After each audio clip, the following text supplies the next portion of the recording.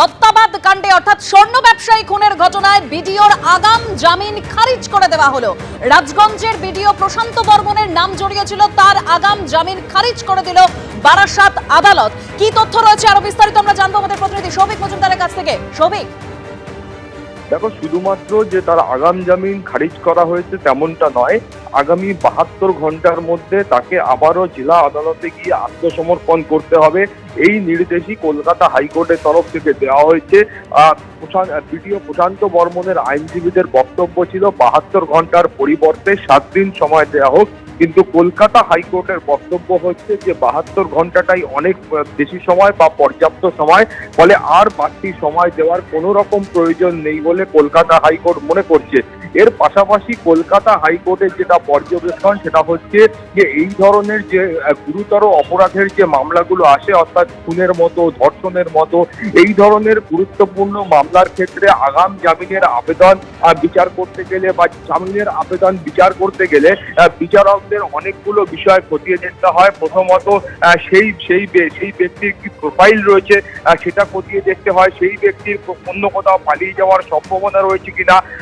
বা সেই মামলার ক্ষেত্রে সাক্ষীদের যে ভূমিকা রয়েছে, সাক্ষীদের এই মামলার ক্ষেত্রে কতটা গুরুত্ব রয়েছে সেইগুলো খতিয়ে দেখতে হয়। তারপরেই এই আবেদন বিচার করতে হয় বলে মাননীয় বিচারপতি তীর্থঙ্কর ঘোষের পর্যবেক্ষণ। ফলে তিনি মনে করছেন যে জেলা আদালত থেকে যখন এই বিডিও প্রশান্ত বর্মনের আগাম জামিনের আবেদন মঞ্জুর করা হয়েছিল, সেই সময় কোনো রকম গুরুত্বপূর্ণ বিষয়গুলিকে খতিয়ে দেখা হয়নি। শুধুমাত্র একজন WBCS অফিসার বলেই তার আগাম জামিনের আবেদন মঞ্জুর করা হয়েছে, এমনটাই কিন্তু প্রাথমিক যে পর্যবেক্ষণ সেই পর্যবেক্ষণে কলকাতা হাইকোর্ট জানিয়েছে। ফলে কলকাতা হাইকোর্ট মনে করছেন যে নিম্ন আদালত শুধুমাত্র এই রাজগঞ্জের বিডিও, তিনি একজন বিডিও এবং তার পাশাপাশি WBCS অফিসার, ফলে সেই কারণেই তার জামিনের আবেদন মঞ্জুর করেছে বলে কলকাতা হাইকোর্টের পর্যবেক্ষণ। এক্ষেত্রে আইনগত যে দিকটা ছিল সেই আইনগত দিকটা কিন্তু জেলা আদালতের তরফ থেকে খতিয়ে দেখা হয়নি বলে কলকাতা হাইকোর্ট মনে করছে। এবং কলকাতা হাইকোর্টের আরো যে মারাত্মক পর্যবেক্ষণ সেটা হলো, এখানে পুলিশের তরফ থেকে যে তদন্ত করা হয়েছে সেই তদন্তের ক্ষেত্রে পুলিশ যে সিসিটিভি ফুটেজ দেখেছে এবং যেগুলো তার কেস ডায়েরির মধ্যেও রয়েছে, সেই সিসিটিভি ফুটেজ এবং এই মামলার ক্ষেত্রে যে সাক্ষীদের বয়ান রয়েছে সেই সাক্ষীদের বয়ানও কিন্তু মিলে যাচ্ছে। ফলে এই গোটা বিষয়টাও কিন্তু জেলা আদালতকে অনেক বেশি গুরুত্ব দিয়ে খতিয়ে দেখা দরকার ছিল, কিন্তু জেলা আদালতের তরফ থেকে সেই কাজ করা হয়নি। ফলে মাননীয় বিচারপতি তীর্থঙ্কর ঘোষ মনে করছে যে যিনি এই ঘটনাটা ঘটালেন এবং সেটা একেবারে কার্যত বলা যাচ্ছে যে ইনভেস্টিগেটিভ যারা অফিসার আছেন তারা এই গোটা বিষয়টা সম্পর্কে অবগত, সেই ব্যক্তি তিনি হেফাজতের বাইরে থাকবেন এবং যারা এই মামলার ক্ষেত্রে তার সহযোগী আছেন সেই সহযোগীরা জেলবন্দি থাকবেন, এটা কিন্তু কোথাও গিয়ে ন্যায় বিচার হচ্ছে বলে মনে করছেন না। এবং সেই কারণেই কিন্তু মাননীয় বিচারপতি তীর্থঙ্কর ঘোষ তিনি আজ এই রাজগঞ্জের বিডিও প্রশান্ত বর্মনের যে আগাম জামিন তিনি জেলা আদালত থেকে পেয়েছিলেন সেই আবেদন তিনি খারিজ করছেন। ফলে তার একেবারে স্পষ্ট বক্তব্য যে এই ঘটনার ক্ষেত্রে তার সহযোগীরা জেলে থাকবেন এবং মূল অভিযুক্ত তিনি বেলে থাকবেন, এইটা কখনো ন্যায় বিচার হতে পারে না এবং সেই কারণেই তিনি কিন্তু তার এই আবেদন খারিজ করলেন। ফলে তুমি জানো যে এই মামলার একেবারে শুরু থেকে যে অভিযোগ উঠছিল যে পুলিশের হাতে বারবার এই ধরনের একই তথ্য রয়েছে, তারপরেও পুলিশ কেন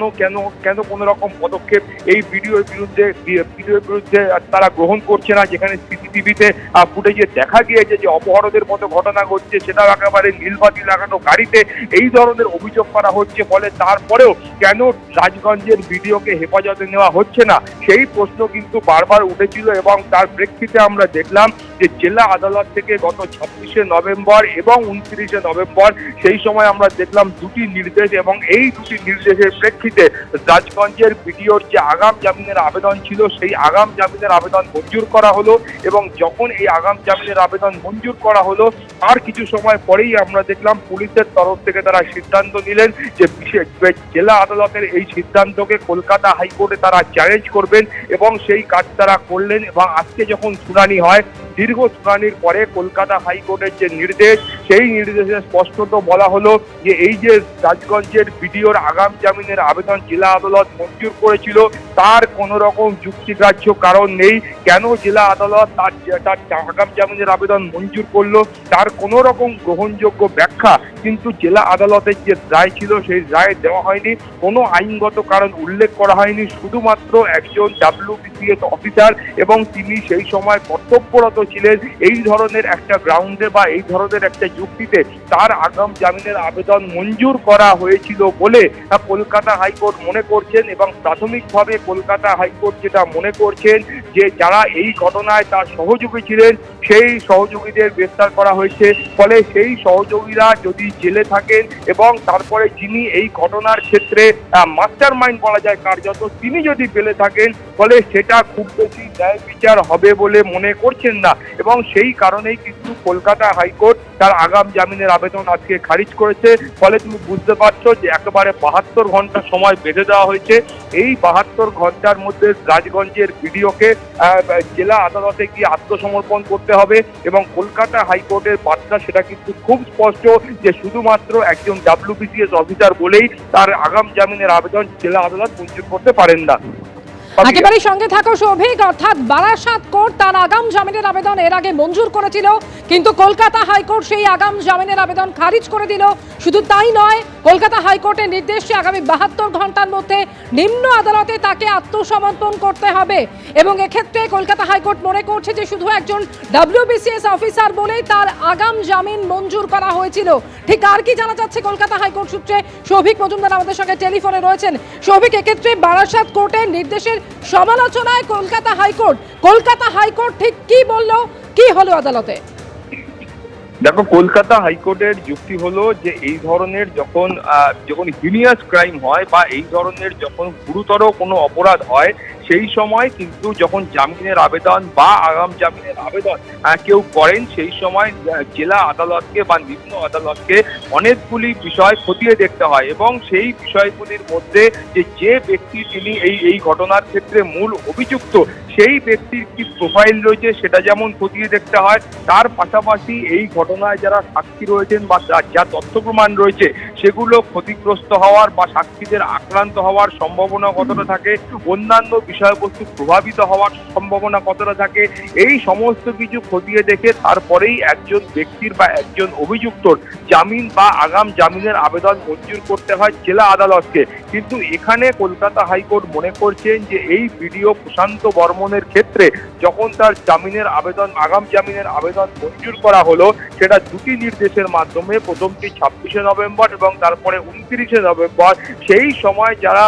নির্দিষ্ট বিচারক ছিলেন সেই জেলা আদালতের বিচারকরা তারা কিন্তু নিজেদের যে বুদ্ধি ছিল সেই বুদ্ধি তারা প্রয়োগ করেননি এবং তারা যে নির্দেশনামা লিখেছেন সেই নির্দেশনামাতেও কেন এই ব্যক্তি অর্থাৎ প্রশান্ত বর্মনের জামিনের আবেদন মঞ্জুর করা হলো তার সপক্ষে কোনো রকম যুক্তি তারা কিন্তু সেখানে উল্লেখ করেননি। বরং কলকাতা হাইকোর্ট যেটা মনে করছেন যে এখানে শুধুমাত্র একজন WBCS অফিসার এবং তিনি এই মুহূর্তে চাকরি করছেন বা তিনি কর্তব্যরত তার দায়িত্ব পালন করছেন সেই কারণেই তাকে জামিন দেওয়া হয়েছে মনে করছেন এবং কলকাতা হাইকোর্ট মনে করেছেন যে আইনগতভাবে এটা বৈধ নয়, সেই জন্য তার আগাম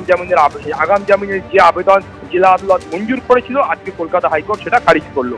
এবিপি আনন্দ, এগিয়ে থাকে, এগিয়ে রাখে।